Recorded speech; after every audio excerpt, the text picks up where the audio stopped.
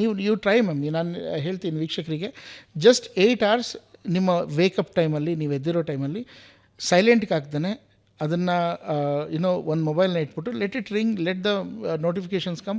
ನೋಡೋಕ್ಕೆ ಹೋಗ್ಬಿಡಿ, ಕೈ ಹಾಕಕ್ಕೆ ಹೋಗ್ಬಿಡಿ. ಡೋಂಟ್ ಇವನ್ ಸಿ ಯಾರು ಫೋನ್ ಮಾಡ್ತಿದ್ದಾರೆ ಅಂತ. ಎಮರ್ಜೆನ್ಸಿಗೆ ಯಾವ್ದಾದ್ರು ಒಂದು ನಂಬರ್ ಕೊಟ್ಟಿರಿ, ತುಂಬ ಎಮರ್ಜೆನ್ಸಿ, ಪ್ರಾಣ ಹೋಗ್ತಿದೆ ಅಂತಂದರೆ ಮಾತ್ರ ಅದಕ್ಕೆ ಬರಬೇಕು. ಅದು ಮಾಡಿ ನೋಡಿ, you will feel so relaxed. ಯಾಕಂದರೆ ನಮಗೆ ಅರ್ಥ ಆಗ್ತಿಲ್ಲ how much we are addicted to the mobile ಅಂತ. 8 hours ಇಲ್ಲಕ್ಕಾಗಲ್ಲ ಮ್ಯಾಮ್, ಭಾಳ ಕಷ್ಟ. ಮೈಂಡ್ ಹೋಗ್ತಾ ಇರುತ್ತೆ, ಯಾರು ಫೋನ್ ಮಾಡಿದರೆ, ಯಾವ ಮೆಸೇಜ್ ಬಂದಿರುತ್ತೆ, ಯಾರು ಏನಾಗಿರುತ್ತೆ. So it is a exercise which everybody should do to control their mind. ಆ 8 hours ಡಿಜಿಟಲ್ ಡಿಟಾಕ್ಸಿಫಿಕೇಷನ್ ಆದಮೇಲೆ you will feel so refreshed, your mind will be so relaxed. ಯಾಕಂದರೆ ನಮ್ಮ ಸ್ಕ್ರೀನ್ ಟೈಮ್ ಎಷ್ಟು ಜಾಸ್ತಿ ಆಗಿದೆ ಅಂತಂದರೆ ನಮ್ಮ ಮೈಂಡ್ ತುಂಬ ಒಂಥರ ಚಿಡ್ಚಿಡ್ ಅಂತ ಇರುತ್ತೆ.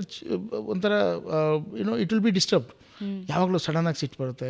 ಈಗಿನ ಜನ್ರೇಷನ್ನೇ ಹಂಗಾಗೋಗಿದೆ. ಆವಾಗಲೂ ಗೊತ್ತಾಗುತ್ತೆ ನಮ್ಮ ಮನೆಯಲ್ಲೂ ಅಪ್ಪ ಅಮ್ಮ ಇದ್ದಾರೆ, ಒಳ್ಳೆಯವರು, ಮಾತಾಡೋದು.